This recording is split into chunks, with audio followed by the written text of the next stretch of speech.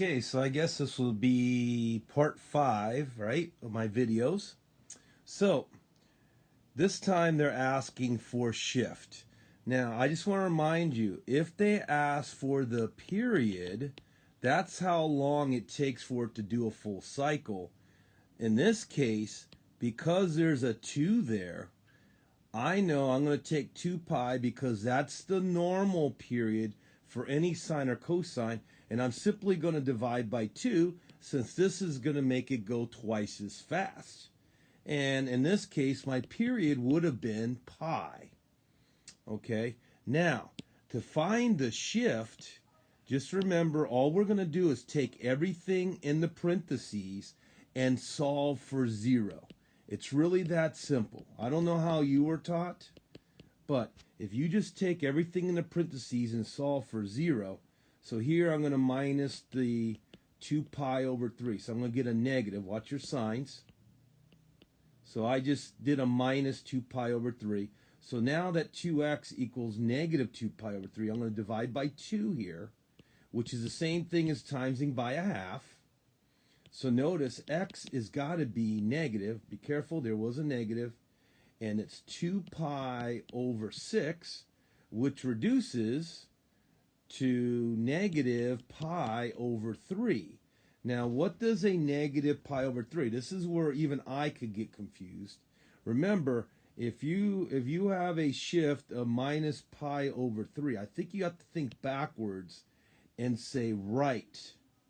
So a negative shift really means go right, and a positive shift means to go left, right? I have to be honest, I'm not totally sure about it, so let me check it out real quick. Okay, so what I did is something you won't be able to do, obviously, with Desmos, but I went ahead and graphed our given function, and I then graphed what we could call maybe the parent function. Notice I took out the 2 pi over 3, which was causing our shift, right?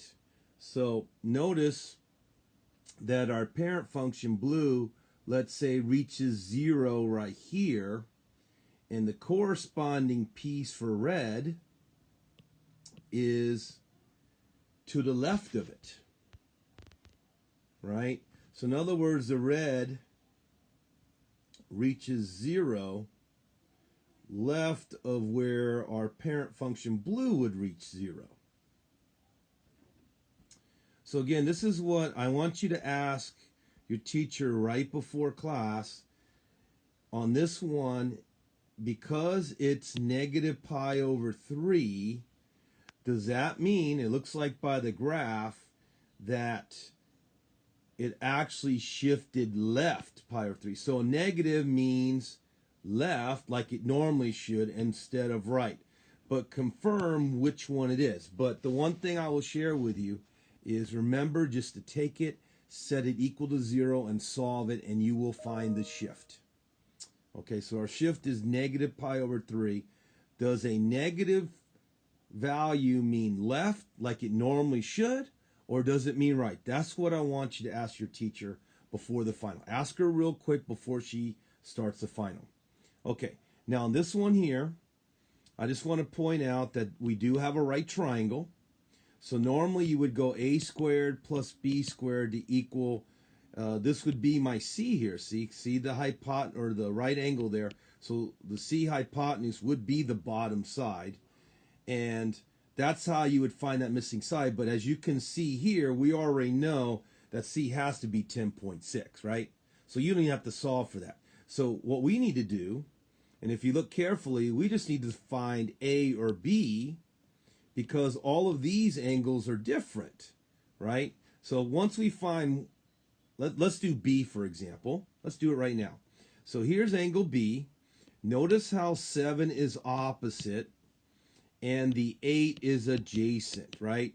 The C is 10.6. You could use that, I guess, for the hypotenuse.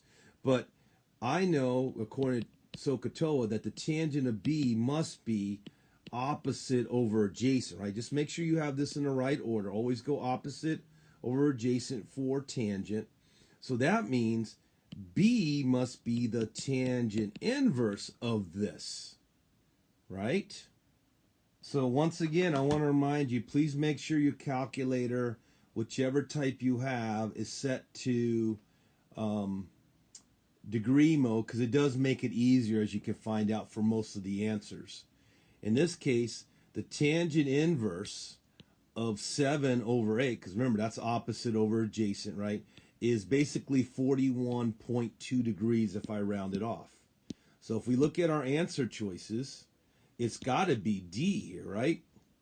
Now to find A, if you had to find A, let's say a couple of them doubled up, like this one here was also 41.2. Now how you know? You're going to have to find A now. Now to find A, which is this angle right here in blue, I'm going to do tangent inverse of 8 over 7 instead to find that angle, because this would now be the opposite, and that would be the adjacent, right? And so hopefully that helps you. Now, one strategy I'm teaching you is, since it's multiple choice, as you find each answer, look at your choices, and you can start eliminating bad answers. Okay, so that's 14. Now this one, we're supposed to use a double angle identity. Now, again, I ask you, is this something you can put on your cheat sheet? Are you given like on some form of cheat sheet? Hopefully that is, because I hate to think that you'd have to memorize all that. But anyways, here is the tangent of 2 theta. The double angle, or the tangent of double theta is 2 tangent theta over 1 minus tangent squared. So I know I'm going to do 2 times, what is our tangent? 4/3 over 1 minus, now again, this is tangent squared, so it's 4/3 squared. So if we do our math, that's 8/3 over 1 minus, now what's 4/3 squared? That's 16/9. Now, I would go ahead and subtract that. Now, 1 is 9/9, but hopefully you're allowed to use a calculator, right? On second thought, I would have to remind you how to do fractions on your calculator. So basically, we have to do this old school. What is 1 minus 16/9? Well, we need a common denominator, so isn't 1 the same thing as 9/9? So we have 8/3 over 9/9 minus 16/9. That's 8/3 over negative 7/9. That becomes 8/3 times, we do the reciprocal, right? Dividing by a fraction, we times by the reciprocal. And notice I get negative 72. I'm just going to bring this negative up. So negative 72 over 21. Oh, we could cross cancel 3 with 9. So let's do that over again. That would be negative 24 over 7. So as you can see, that would be answer choice A in this case. Okay, now, I'm thinking now, I noticed this right here. Okay, we are in quadrant 3. Let's just double check. So quadrant 3 would mean we're here. Yeah, so tangent is positive in quadrant 3. So I was just double checking this. Now, where this would come into play is if we had to do the sine of 2 theta or the cosine of 2 theta, which means we have to do our right triangle. I think I did this in a previous video. And we know if this is theta in quadrant 3, how do we know? Because they tell us right there. So here's our theta in quadrant 3 here. All right. Remember what tangent is the opposite over the adjacent. So this is our 3, 4, 5. And of course, let's say we had to do sine, it would be 4 over 5. If we had to do cosine, it would be 3 over 5. Now, of course, we have to worry about our sines. So this is negative 4 going down, right? So that would be a little bit trickier if she had you do a sine or cosine. But hopefully I helped you on that one as well. I think that was the last one on this video. So again, come see me before the finals start tomorrow if you have any questions.